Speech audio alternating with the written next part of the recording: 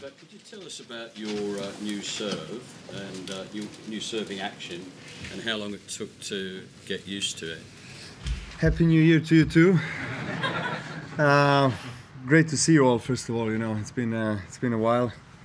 Haven't had this long of a break ever in my career, so I'm just glad to be back playing tennis and having an opportunity to compete yet again on a big tournaments. I've missed it, but at the same time I had plenty of time to spend with my family and also take a different look on my game and my body and just an overall strategy on how I want to move forward. And so I've introduced new people to my team, and obviously the service motion is something that we worked on, and is referring to your question, it was obvious obviously the part of my game that I had to address because of the elbow issues, and I've worked on it for the last couple of months with Radek and Andre. Andre came over, spent a week with the entire team, and ever since Radek decided to join the team, he was with me more or less the entire time, trying to spend as much of the quality time on the court as much as we can. Obviously at the beginning, even though the service motion comparing to the old one, so to say, it's not entirely different, but at the beginning even those small tweaks and changes have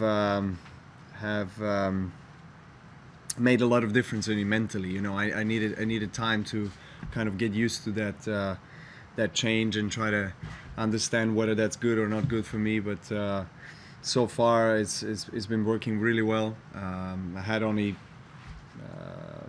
Kuyong match where I could really try it out. I had a lot of practice sets, and I'm happy with the new motion of new service motion.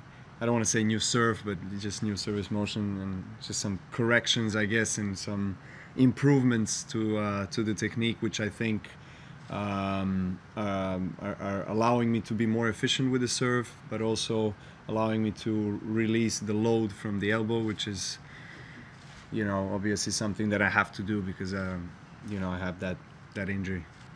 For many years you've been the one other players were hunting kind of way, and now you're back in the position of the hunter. Is it the mindset? Does it change anything when you're going to get back on the court? Well, in some way, yes, because I haven't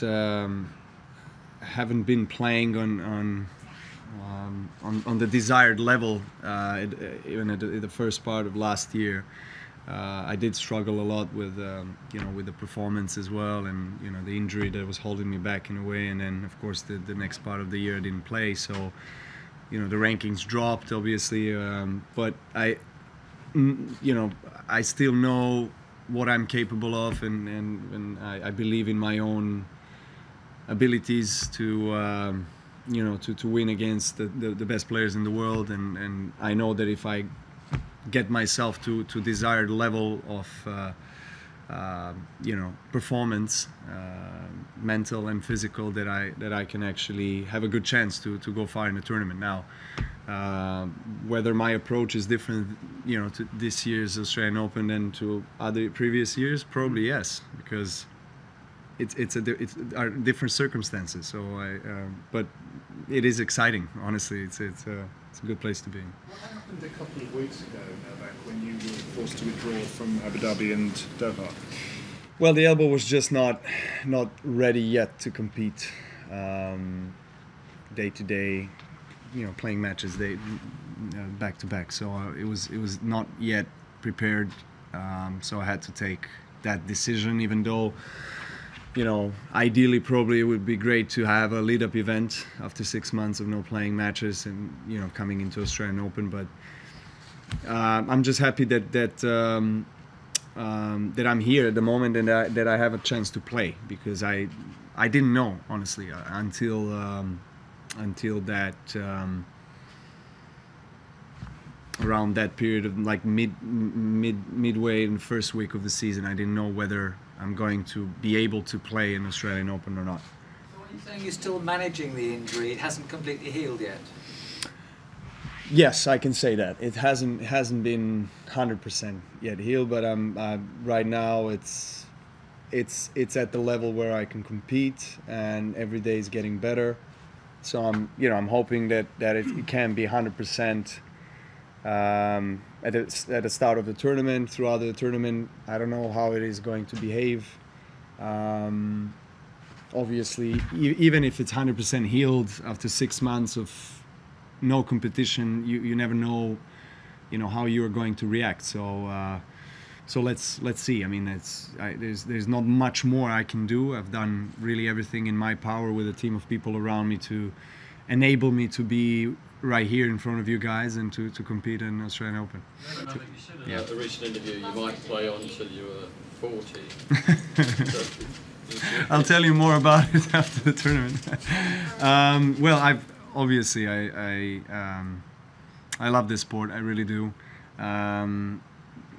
And as I said, I've been quite content with my body and mind, spirit so far throughout my career.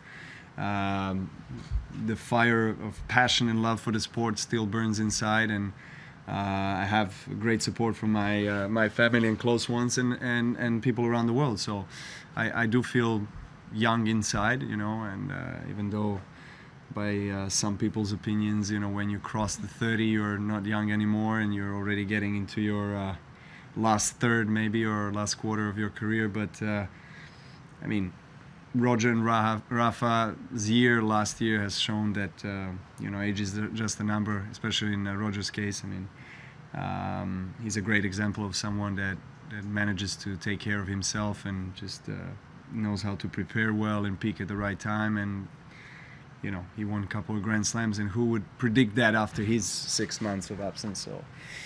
So everything is possible, really. I mean, I don't know how my body is going to behave in this year or any other year, but right now all I can think about and where I can sort of say direct my energies in the present moment, and so far everything is going in the right direction.